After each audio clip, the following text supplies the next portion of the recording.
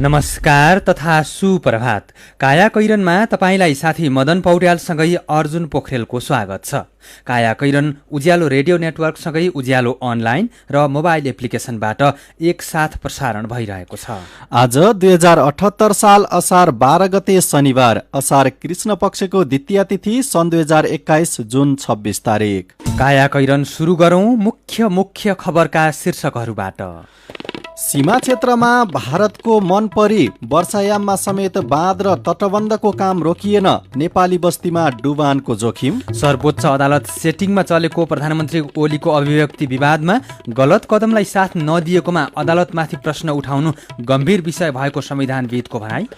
खोप नआए नेपालमा देखिएको कोरोनाको डेल्टा प्लस भेरिएन्टले अवस्था भयावह बनाउन सक्ने, निषेधाज्ञा खुकुलो हुँदा कोरोनाको तेस्रो लहरको जोखिम। आप्रवासीबारे समान धारणा बनाउन युरोपेली देशका सदस्यलाई राष्ट्रसङ्घका महासचिव गुटेरेसको आग्रह, कुनै एक देशले मात्रै समस्या समाधान गर्न नसक्ने भनाई।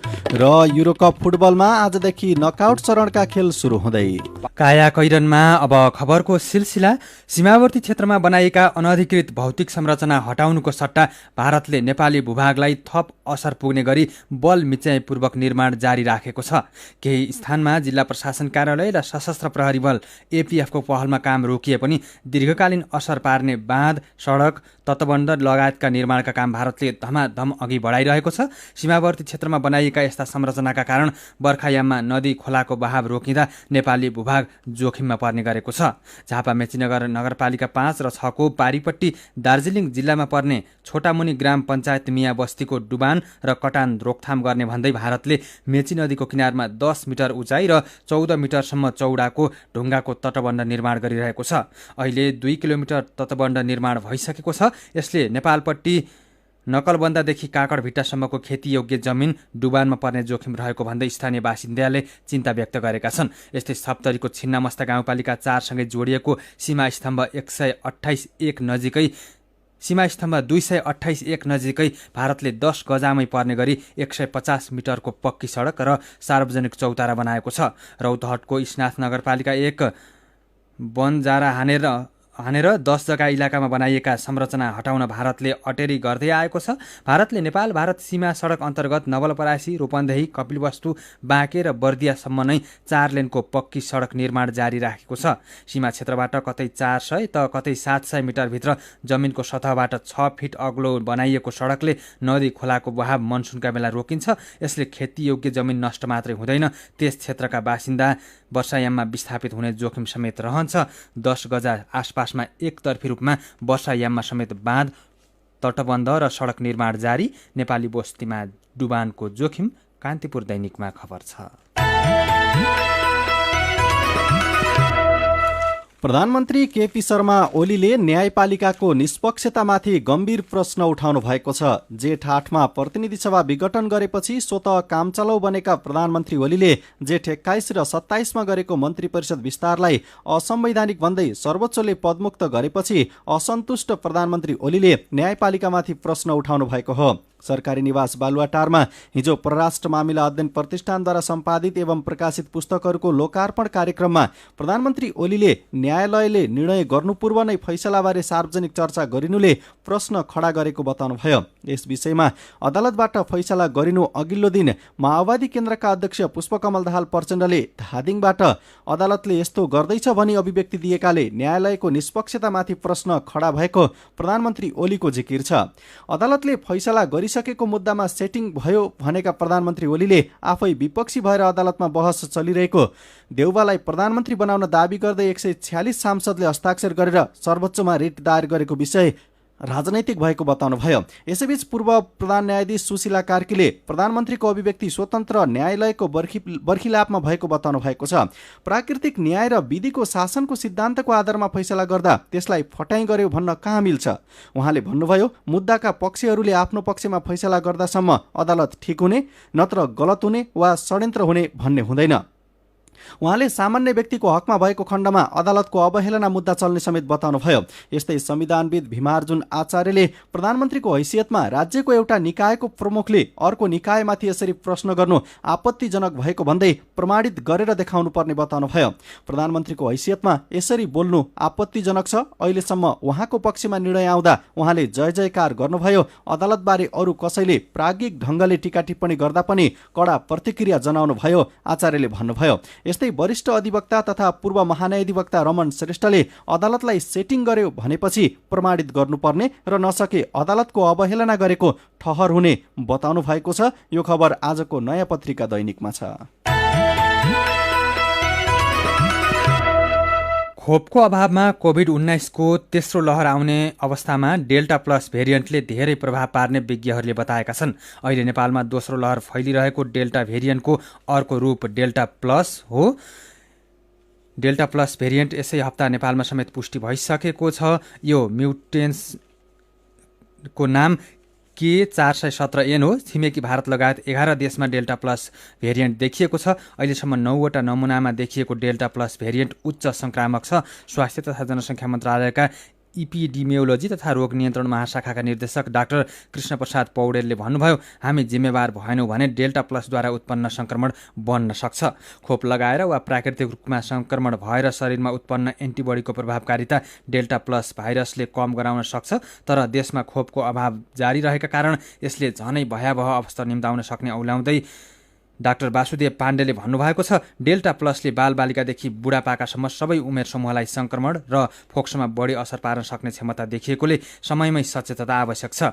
विज्ञहरूको अनुसार धेरै संक्रामक रहेको डेल्टा प्लस फोक्सोको कोशिकाको रिसेप्टरमा बलियोसँग टाँसिन सक्छ। देशमा डेल्टा प्लसबाट संक्रमित 9 जना बालबालिका र वृद्ध रहेका छन्। अधिकारीका अनुसार डेल्टा प्लसबाट संक्रमित 9 जना निको भइसकेका छन्। तर अहिले दोस्रो लहरमा केही कमी आएको भए पनि निषेधाज्ञा खुकुलो भएपछि आम नेपालीमा यसको झनै ठूलो जोखिम हुन सक्छ र अहिले देखिएको व्यवहारले तेस्रो लहर चाँडो आउने सम्भावना देखिएको समेत उहाँले बताउनु भएको छ। डेल्टा प्लस खोप नआए झनै भयावह। कान्तिपुर दैनिकमा खबर छ।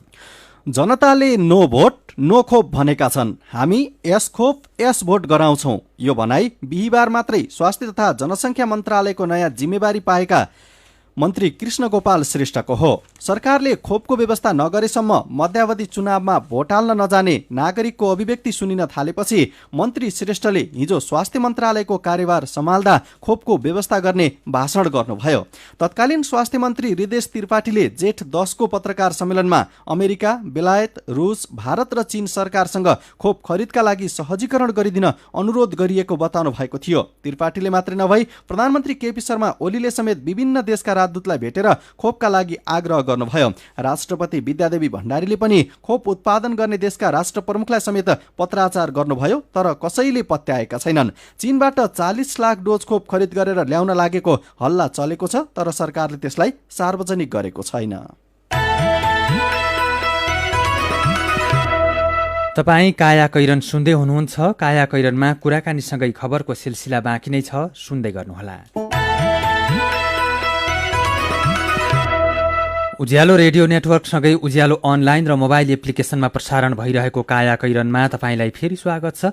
यतिन्जेल हामीले सीमा क्षेत्रमा भारतको मनपरी वर्षायाममा समेत बाँध र तटबन्धको काम रोकिएन, नेपाली बस्तीमा डुबानको जोखिम, सर्वोच्च अदालतमा सेटिङ चलेको प्रधानमन्त्री ओलीको अभिव्यक्ति विवादमा लगायतका खबर प्रस्तुत गर्यौं। अब बाँकी प्रसङ्ग। कोरोना संक्रमण जोखिमका कारण विद्यालयहरू बन्द छन्। भौतिक उपस्थितिमा पढाइ सम्भव नभएपछि इन्टरनेटको पहुँच भएका ठाउँमा अनलाइन माध्यमबाट पठन पाठन हुँदै आएको छ।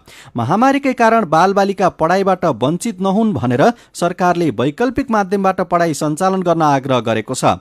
इन्टरनेटमा हुने एकहोरो कक्षाले बालबालिकामा कस्तो प्रभाव पार्न सक्छ भनेर साथी जानुका दुवाडीले मानसिक रोग विशेषज्ञ डाक्टर भरत गोहितलाई सोध्नु भएको छ। हामी पहिलेदेखि प्रिपेयर थिएनौँ। हाम्रो बच्चाहरू पनि, स्कुल पनि र प्यारेन्ट्स पनि, यो तीनटै ग्रुप चाहिँ प्रिपेयर नभएको हुनाले र पहिले हाम्रो एक्सपोजर नभएको हुनाले सुरुमा गाह्रो भएको हो। तर यसरी हामी हेर्दाखेरि चाहिँ अब हाम्रो पनि बच्चाहरू छन्, उनीहरू पनि अनलाइन नै क्लास गर्छन्। थोरै प्यारेन्ट्सलाई अलिकति एडभाइजरी, अलिकति मेन्टरको रूपमा काम गर्नुपर्छ। तर गरिरहेको बच्चाहरूमा चाहिँ धेरै समस्या मैले देख्दिनँ, राम्रै छ जस्तो लाग्छ मलाई। कतिपय अभिभावकहरूले बालबालिकाको स्वभावमा परिवर्तन आएको भन्ने गुनासोहरू पनि गर्नुहुन्छ। सानो नानीहरूसँग आफै पढ्न सक्दैन, कहिले भिडियो खोलिदिनु पर्यो, कहिले अनम्युट गरिदिनु पर्यो, कहिले म्युट गरिदिनु पर्यो। त्यसले गर्दा पनि प्यारेन्ट अलिकति धेरै इन्गेज हुन्छ र प्यारेन्ट्स पनि अलिकति थोरै इरिटेसन अलिकति बढी फिल भएको जस्तो मैले फिल गरेँ धेरै प्यारेन्ट्सहरूमा। त्योभन्दा पहिले पनि इन्टरभ्यूमा चाहिँ केही प्यारेन्ट्ससँग सोद्धाखेरि चाहिँ अप्ठ्यारो छ भन्नुहुन्थ्यो। बच्चाहरू अलिकति स्वाभाविक छ, धेरै बेरसम्म कम्प्युटरमा आँखा दिनु पर्यो, बच्चाहरू चल्न पाउँदैनन्, बच्चाहरूलाई कन्सन्ट्रेट गर्नुपर्छ भने अप्ठ्यारो हुन्छ। बालबालिकाहरूमा मनोसामाजिक समस्या भएको छ भनेर कसरी बुझ्न सकिन्छ? बच्चाको इरिटेसन हुने, अब बच्चाले जेनरली अब खानापिना पनि पहिले जस्तो जसरी इजिली एक्सेप्ट गर्छ त्यो नगर्ने, डिमान्डिङ जस्तो हुने, त्यो बिहेभियरहरू भयो भने चाहिँ बच्चा अलिकति सानो कुरोमा पनि रिसाउने, झल्किने, दुईवटा बच्चा सँगै छन् भने पनि एकअर्कासँग मिल्न नखोज्ने, प्यारेन्ट्सले पनि के सोध्यो भने चाहिँ थोरै रिसाएर कुरा गर्ने। बिहेभियर अनुसार नै हामीले मानसिक समस्या छ कि छैन भनेर बुझ्छौँ। एडल्ट भन्दा पनि उनीहरूले एक्सप्रेस भनेको बिहेभियरबाटै गर्ने हो। त्यस्तो समस्या भएको छ भनेदेखि पहिलाकै अवस्थामा फर्काउनको लागि अथवा सामान्य अवस्थामा लिएर आउनको लागि उपचार विधिहरू केही हुन्छन् कि हुँदैनन् अथवा के गर्नुपर्छ? साधारण अलिकति थोरै बिहेभियरल मात्रै माइल्ड समस्याहरू छ भने त प्यारेन्ट्सले काउन्सिलिङ गरेर प्यारेन्ट्स आफैसँग बच्चालाई राखेर स्कुलबाट पनि काउन्सिलिङको एउटा क्लास राख्न सकिन्छ। 20 मिनट्स 30 मिनट्सको काउन्सिलिङको क्लास राख्न सकिन्छ बच्चाहरूको लागि। या इन जेनरलमै सबै बच्चाहरूलाई क्लास 1 देखि 10 सम्म एउटा हप्ताको एउटा काउन्सिलिङ क्लास राखिदिए पनि भयो। थोरै पर्सेप्टिभ अलिकति टलरेन्स चाहिँ प्यारेन्ट्स भयो भने बच्चाहरूलाई सजिलो हुन्छ जस्तो लाग्छ मलाई। र अलिकति ठुलो नै समस्या भयो, गाह्रै भयो, किनभने बच्चामा पनि 1 देखि 2% त मानसिक समस्या छ चाइल्डहुडमा पनि, बच्चाहरूमा पनि, जसले चाहिँ बच्चाहरूको मानसिक स्वास्थ्यमा काम गरिरहेको छ। उनीहरूलाई काउन्सिलिङको mass counselling, school level child mental हेल्थको प्रोग्रामहरू पनि रन गरिरहेको छ। मेरो पनि भन्नु छ। विद्यार्थीलाई अनलाइन कक्षा लिन सकस भएको बारे आएका विचार र प्रतिक्रियालाई आजको मेरो पनि भन्नु छमा समेटेका छौं। बालबालिका पढ्न बसेको अवधिमा दैनिक 7-8 घण्टा बिजुली बत्ती काटिएर दिगदार लाग्छ भन्दै मिनु लामिछाने लेख्नुहुन्छ। यो सकस हरेक घरका बालबालिकाले र हरेक विद्यालयका शिक्षकले झेल्दै आएका छन्। अनलाइन कक्षालाई प्रभावकारी बनाउने हो भने सबैभन्दा पहिला विद्युत कटौतीमा रोक लगाउनु पर्दछ। सीता पाण्डेको पनि अनुभव उस्तै छ। उहाँ अनलाइन कक्षाले शिक्षक र विद्यार्थी दुवै पक्षलाई समस्या भएको बताउनुहुन्छ। बिजुली बत्तीका कारण पूरा पढ़ाई कहिले पनि हुँदैन, इन्टरनेट सुविधा भए पनि प्राय जसो सधैँ समस्या भइरहेको हुन्छ उहाँले भन्नुभएको छ। बुद्धि न्युरे नाम गरेका साथीले लेख्नुहुन्छ, अहिलेको अनलाइन कक्षा बालबालिकालाई मोबाइलमा भुलाउने काम मात्रै भएको छ। हाम्रो घरका बालबालिकाहरू अनलाइन पढाइमा रुचि देखाउँदैनन्, बरु दिनमा 1-2 घण्टा आफैले पढाउँदा राम्रो हुन्छ। अनि कल्पना खरेलले लेख्नु भएको छ, अनलाइन कक्षा साना कक्षाका लागि कठिन छ। हत्तपत्त सुन्दैनन्, सुनिहाले पनि बुझ्दैनन्।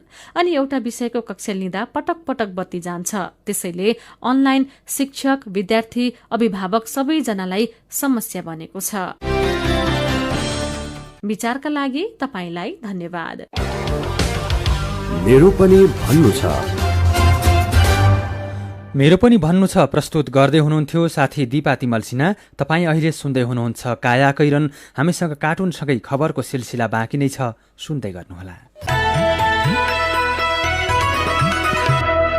सीधा कुरा प्रश्न विचार काठमाडौँमा 90 मेगाहर्ज उज्यालो रेडियो नेटवर्क मार्फत देशभरिका विभिन्न एफएम स्टेशन तथा उज्यालो अनलाइन र मोबाइल एप्लिकेशनमा प्रसारण भइरहेको काया कैरनमा तपाईलाई फेरि स्वागत छ। अब बाँकी खबर। झापाको चन्द्रगढी विमानस्थल आसपासमा धेरै पानी परेको र थप पानी पर्ने सम्भावना रहेकोले सचेत रहन बाढी पूर्वानुमान शाखाले आग्रह गरेको छ। चन्द्रगढी विमानस्थलमा रहेको वर्षमापन केन्द्रको विवरण अनुसार पछिल्लो 12 घण्टामा 151 मिलिलिटर पानी परिसकेको र अझै पानी पर्ने सम्भावना रहेको शाखाले जनाएको हो। बढी पानी पर्दा झापामा डुबान भइरहने होचा ठाउँहरूमा सतर्कता अपनाउन आग्रह गरेको छ। आज देशका सबैजसो ठाउँमा सामान्यदेखि मध्यम खालको पानी पर्ने र प्रदेश 1, प्रदेश 2, बागमती, गण्डकी र लुम्बिनी प्रदेशका केही ठाउँमा मेघगर्जन र चट्याङसहित ठूलो पानी पर्ने सम्भावना रहेको मौसम पूर्वानुमान महाशाखाले जनाएको छ। यो बर्खामा बालुवामुनि पुरेको घर कसरी खोज्न सकिएला र? सम्भव नदेखेर डेरा खोज्न थालेका हौं, सिन्धुपाल्चोकको मेलम्ची नगरपालिका 11 का स्थानीय ठाकुर प्रसाद रिजालले भन्नुभयो। असार 1 गतेको बाढीले आफ्नो 3 तले घर पुरेपछि विद्यालयमा बस्नुभएका रिजाल अहिले मेलम्चीमै सुरक्षित ठाउँमा कोठा खोज्न थाल्नु भएको छ। आफ्नै गाउँमा बाढी पीडित भएर कोठा खोज्नु पर्ला भन्ने उहाँहरूले सपनामा पनि सोच्नु भएको थिएन। केही दिन अघिसम्म मासिक हजारौं रुपैयाँ डेरा भाडा उठाउने घरबेटीले अहिले कोठा खोज्नुपर्ने बाध्यता उत्पन्न भएको छ। सुरक्षित ठाउँमा डेरा भेटाउनै मुस्किल परेको रिजालले बताउनुभयो। उहाँ व्यावसायिक रूपमा पशुपालन गरेर बस्नु भएकोले त्यसको लागि उपयुक्त ठाउँ र टहरो बनाउन सकिने ठाउँ खोजिरहनु भएको छ। आफ्नै गाउँमा डेरा खोज्न शास्ति। सिन्धुपाल्चोकको यो खबर गोरखापत्र दैनिकमा छ। बाढीले नेसन खोलामाथिको झोलुङ्गे पुल धराप बनाएको छ। यो खबर सिन्धुपाल्चोकको हो। जसोतसो त्यही क्षतिग्रस्त झोलुङ्गे पुलमा झुन्डिँदै खोला पारी जुगल गाउँपालिका 3 का 40 वर्षीय जम्बु शेर्पा पुग्नुभयो। त्यही ठाउँका तेङजिङ शेर्पाले पनि उसै गरी खोला तर्नुभयो। खोलामा पानीको बहाव बढिरहेको र अरू विकल्प पनि नभएपछि स्थानीयहरू क्षतिग्रस्त पुलबाट आउजाउ गर्न बाध्य छन्। पैदल हिँड्ने बाटो समेत नभएपछि स्थानीय बासिन्दाले चुडिएकै पुलबाट जोखिम मोलेर आउजाउ गरिरहेका हुन्। गाउँमै बसिरहन कसैले दैनिक खाद्यान्न र कसैले अत्यावश्यक सामग्री लगिदिन्छ। नुन तेल औषधि लिन ओल्लो पल्लो ठाउँ त पुग्नै पर्यो। स्थानीय मिङमार शेर्पाले भन्नुभयो। जुगल 3 तेम्बाथानका अगुवा साइला शेर्पाका अनुसार गाउँसँग सम्पर्क जोड्ने झोलुङ्गे पुल पुनर्निर्माण गर्न स्थानीय र प्रदेश सरकारलाई गुहार गरे पनि केही उपलब्धि हुन सकेको छैन। सरकारले खाडी देशमा काम गर्न जाने कामदारका लागि खोपको व्यवस्था गर्न नसके वैदेशिक रोजगार धराशायी हुने जोखिम बढेको छ। खाडीका देशहरूले खोप लगाएका कामदार मात्रै लैजाने आदेश जारी गरेपछि नेपाली श्रमिक जान नपाउने भएका हुन्। संयुक्त अरब इमिरेट्स UAE-मा गएको वैशाख 23 गतेदेखि नेपालबाट कामदार सहितका यात्रुलाई प्रवेश निषेध छ। वैदेशिक रोजगार व्यवसायी संघका महासचिव सुजित कुमार श्रेष्ठका अनुसार UAE-ले उडानमा रोक लगाउँदा मात्रै 5000 जना नयाँ र विदामा आएका कामदार जान पाएका छैनन्। असार 9 गते जारी खोप सम्बन्धी अर्को सूचनाले नेपालीको खाडीमा रोजगारी समेत अन्यलमा परेको छ। यो खबर कान्तिपुर दैनिकमा छ। काया कैरनमा अब विदेशको खबर। संयुक्त राष्ट्रसङ्घका महासचिव एन्टोनियो गुटेरेसले आप्रवासीका बारेमा समान धारणा बनाउन युरोपेली युनियनका सदस्य राष्ट्रहरूलाई आग्रह गर्नुभएको छ। युरोपेली संसदको अधिवेशनलाई सम्बोधन गर्दै महासचिव गुटेरेसले आप्रवासीको बारेमा समान धारणा बनाई समस्या समाधान गर्न आग्रह गर्नुभएको हो। आउँदा दिनमा युरोपका देशहरूले आप्रवासीका विषयमा आवश्यक पर्ने नीति निर्माण गर्न र समस्या समाधान गर्नका लागि पनि एकताबद्ध भएर लाग्नुपर्नेमा उहाँको जोड छ। युरोपमा आप्रवासी का विषयमा धेरै समस्या रहेकाले ती समस्यालाई कुनै एउटा मात्र देशले समाधान गर्न नसक्ने भन्दै आवश्यक नीति निर्माण गरेर अघि बढ्न उहाँले आग्रह गर्नुभएको हो। एन्टोनियो गुटेरेसले आफूले पोर्चुगलको प्रधानमन्त्री एवं संयुक्त राष्ट्रसङ्घको शरणार्थी सम्बन्धी उच्च आयुक्तको रूपमा काम गरेको अनुभवबाट यो सुझाव पेश गरेको समेत बताउनु भएको छ।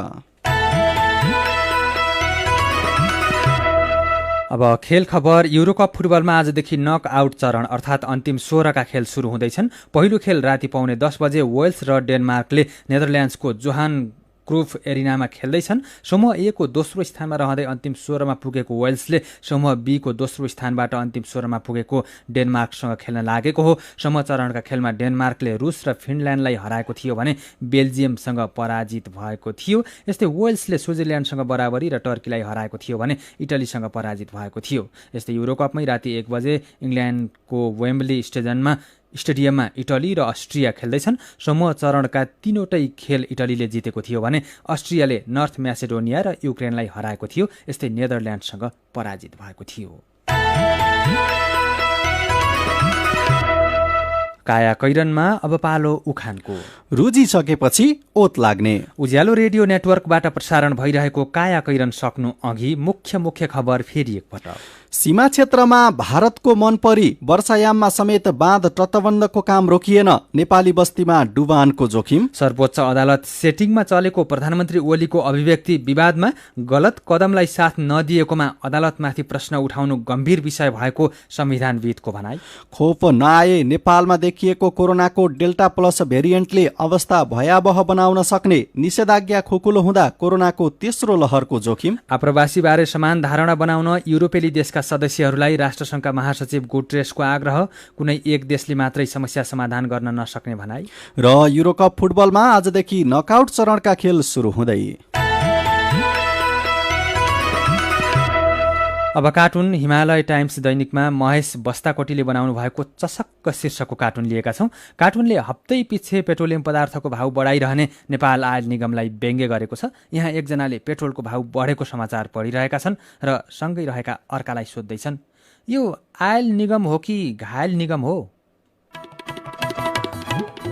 आजको कायाकैरन सकिएको छ। कायाकैरनबाट प्राविधिक साथी सङ्घर्ष विष्टसँगै हामी मदन पौड्याल र अर्जुन पोखरेल बिदा माग्छौँ। कायाकैरन सुन्नुभएकोमा तपाईँलाई धन्यवाद। उज्यालो मोबाइल र अनलाइनमा प्रसारण भइरहेका रेडियो र अनलाइनका सामग्री भाइबरमा पनि उपलब्ध छन्। कोरोनाको सङ्क्रमणबाट बच्न सकभर घरभित्रै बसौँ। काम विशेषले घर बाहिर निस्कनु परेमा मास्क लगाउन नबिर्सौँ। नमस्कार।